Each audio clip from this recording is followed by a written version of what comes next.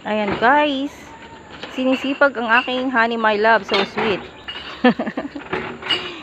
Naayos niya yung ang aking mga halaman dahil napabayaan ko na po yan. Nilipat namin lahat dito sa likod kasi wala nang space sa harap ng bahay. O diba? Nang-angkin kami ng lupa.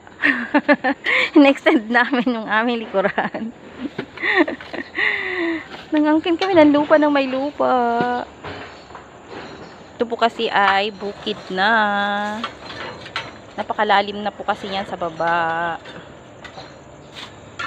Ayan. Ang daming malunggay. Sino pong may gusto ng malunggay? Ayan. Gagawa kami ng aming harden. Yan, ang dami namin tambak na basura, kalakal. Ito po yung likod ng bahay namin, guys. Oh, duwag. Di ba nilagay sa ulam yan? Ang alin?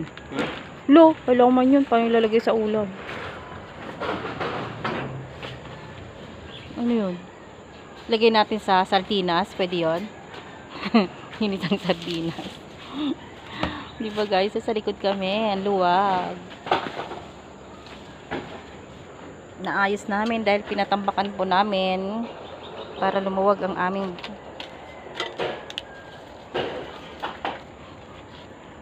paglalagyan ng mga halaman at mga kalakal.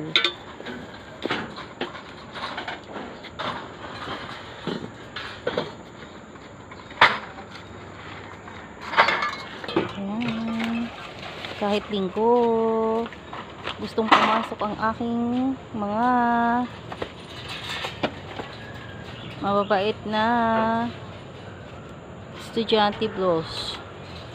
Gusto nila ng extra pera daw pambaon bukas. Ayan.